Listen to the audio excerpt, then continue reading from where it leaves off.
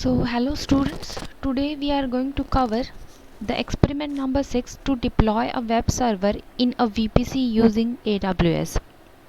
So to cover this experiment you need to have a free tier account of AWS. The link is already given on the Moodle course page. I hope you have all created the free tier account, and if you have the free tier account you first need to log into the account and then only we can proceed with the instruction of experiment number 6. So let's start with the experiment. To perform this experiment we have to first go to the AWS account. So let's go to the AWS account. So this is the account I'm having, which is a free tier account. So today you have to see that to create this account first we need to proceed with the experiment we need to first go to the VPC service. If you cannot find this service here you have to go to the services over here, and then in the networking you can find the VPC service. So here is the service available. Now here you can see that a default VPC is there when you create your account. So if you don't create any VPC, a default VPC is already available, but here for the experiment we have to create our VPC. So first go to the VPC dashboard. Here you can need to create launch a VPC. To launch a VPC we have to select one VPC configuration. There are multiple VPC configuration available. The first VPC configuration is VPC with a single public subnet. In this the subnet will be the public subnet. We can directly communicate any resources which is available inside the subnet can directly communicate to the internet. Okay, so that means we are going to use internet gateway to communicate through to the internet. Here we are going to use elastic IPs or public IPs to access the internet. Second kind of configuration which is available, VPC with public and private subnet. In this there will be two subnet. First subnet will be public subnet and the second subnet could be private subnet. So public subnet will be connected to the internet gateway and the private subnet will be having NAT. So NAT will be used so that private subnet can be communicated to the public subnet, and any traffic which if in any resources in the private subnet want to communicate to the internet, that means want to send some messages over the internet, then this will be going through the NAT server. Okay, that NAT is nothing but network address translation. So the communication is only possible from private to the internet. From internet nothing can comes to the private subnet. So we will be having some services in the private subnet that cannot be accessible from the internet. To make services more secure or the resources more secure, this practice is used. Next is VPC with public and private subnet and hardware VPN access. So this in which we actually having three kind of subnets when we having public, private and VPN, and the last could be VPC with a private subnet only and hardware VPN access. Only hardware VPN access. So here in this practical we will be using VPC with public and private subnet. So click on this select. So actually we can directly create this, but before this we create this we have to have a elastic IP address. Why do we need to have the elastic IP address? So that we can associate that address and give the address we can associate that address to the VPC. So actually we have to go back to the VPC services. So let's go to the VPC service now. Networking, VPC. Here we are. Now first thing which we have to do is elastic IPs. So you can see there is nothing available in the elastic IP. So what do we need to have is we need to first create the elastic IP. So if you go through the lab manual which is available, elastic IP address is a public IPv4 address which is reachable from the internet. It is a static IP address, which means that IP addresses will not change. You can associate the elastic IP address with a resource in your VPC such as NAT gateway or an Amazon EC2 instance.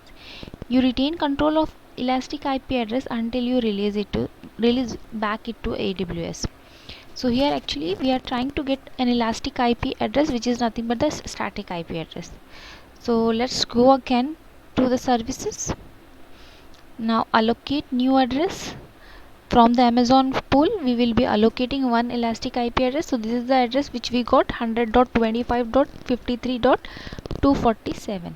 Let's close this. Here you can see the address is already allocated to you.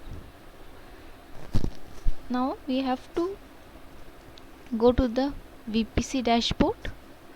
Now launch the VPC wizard. Now we have to select the second option, VPC with public and private subnets. Click on select. Now we have to give, as we already know, when we are creating a VPC we have to give the name, or you first need to go to the diagram, which the network diagram which we are trying to make, like this VPC.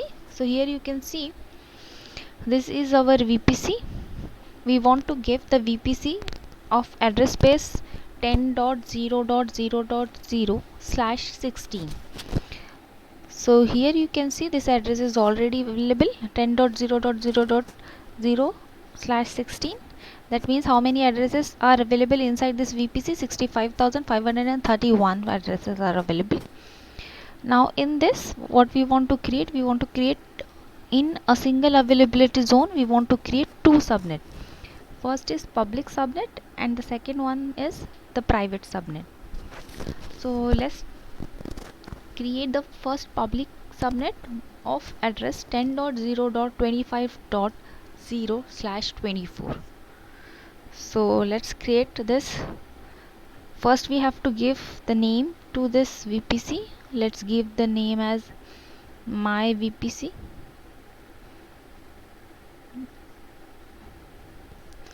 Now address is 10.0.25./24.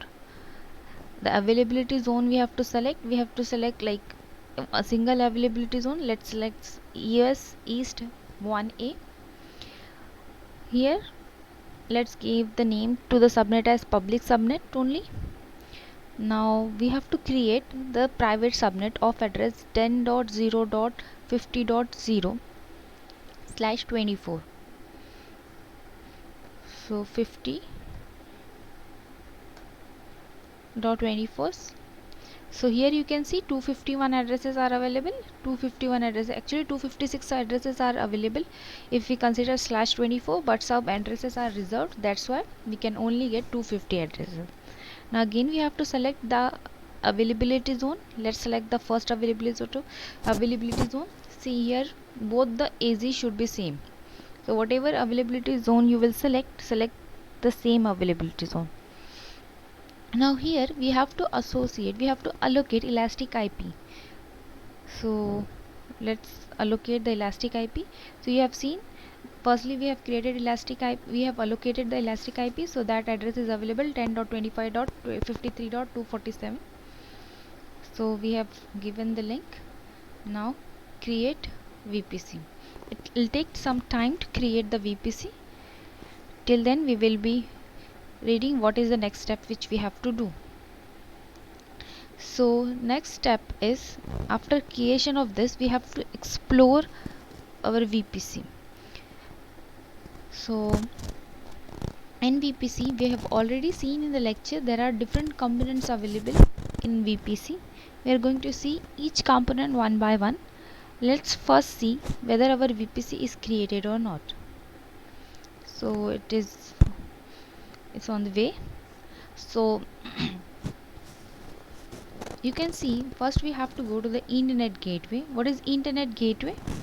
Internet gateway will be internet gateway connects to your VPC to the internet, as we already know. If the internet gateway was not present, then the VPC would have no connectivity to the internet. An internet gateway is a horizontally scaled, redundant, and highly scalable VPC component. It therefore imposes no availability risk or bandwidth constraint on your network traffic. See here, you can see I have not given any link of I have not manually created any internet gateway, but the option which we have selected at the time of configuration, we have selected VPC with private and public subnets. That's why automatically net gateway, internet gateway will be created. So here our VPC is ready. So you can see this is the default VPC which was created already when we logged in our account, and this is my VPC which I have created just now.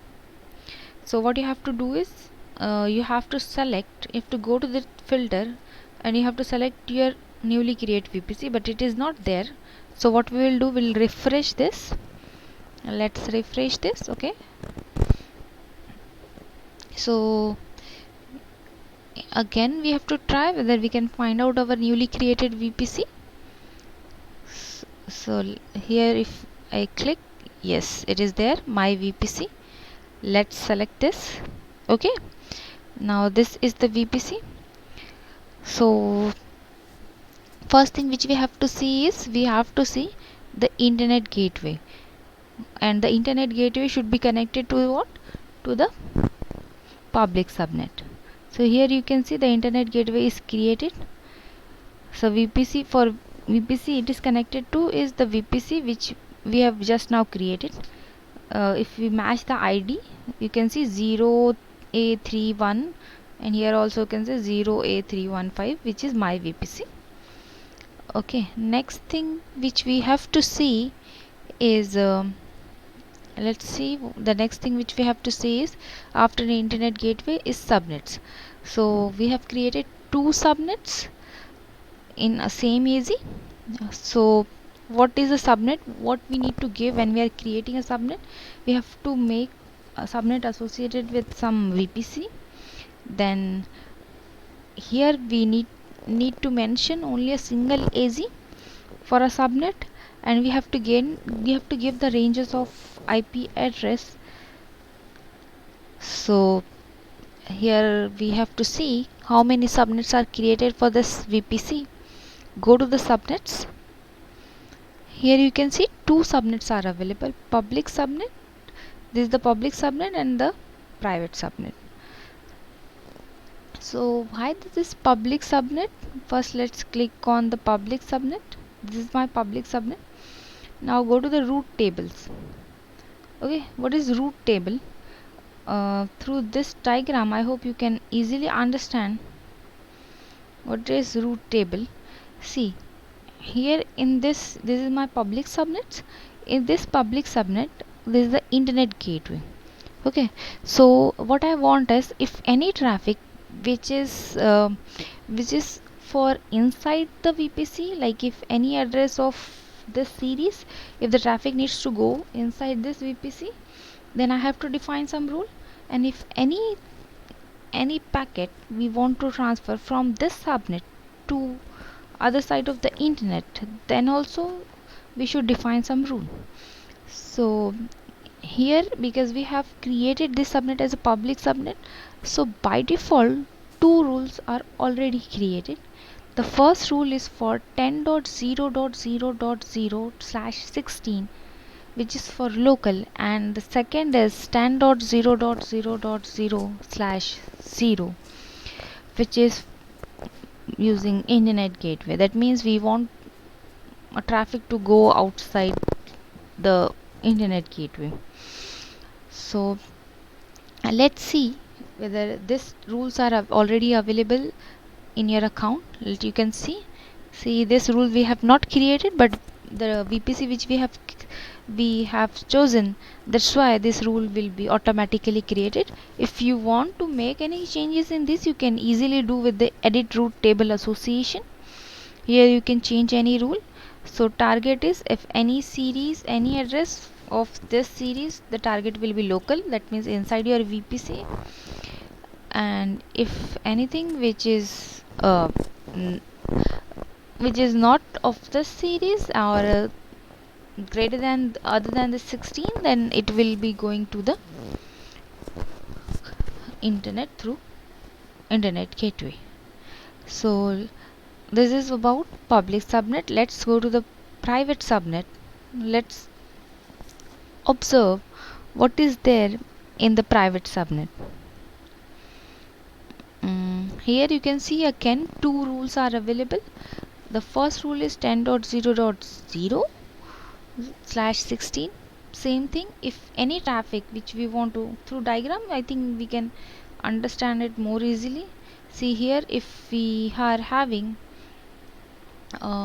any traffic which is inside this VPC, then the first rule will work, 10.0.0.0/16. And if we want to send anything outside this VPC, that is possible through the NAT gateway. Okay, what NAT gateway will allow you? This will allow you outbound only connection. That means you can send something from the VPC to the outside world, but incoming traffic, or you can say inbound connection to this private subnet is not possible. Okay, so here we have already seen these are the two rules which is there in the private subnet. Okay, next thing which we have seen in the component of VPC is security groups and network access list. So let's go to the subnets again. Then, sorry, what is the problem? Let's refresh this. Internet problem. Okay, no issues.